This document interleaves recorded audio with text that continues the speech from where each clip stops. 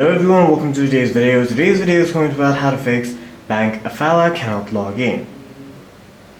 For that, the first thing that you can try and do is head over to your quick settings, switch between your Wi-Fi and mobile data, and also toggle airplane mode on and off on your device.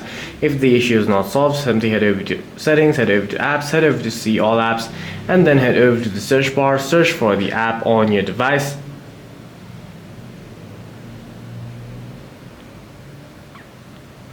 Tap on the app, scroll down, head over to storage and cache, clear the cache of the Alpha app.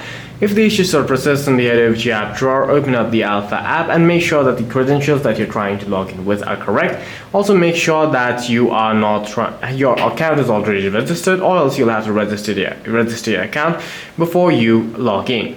The other thing that you can try and do is simply head over to your app drawer and then look for the Alfalah app. Once you're here, long press on it, uninstall it on your device, and reinstall it from the Play Store. However, if the issue still persists, you will have to contact support for further assistance. For any further questions, please feel free to leave a comment down below.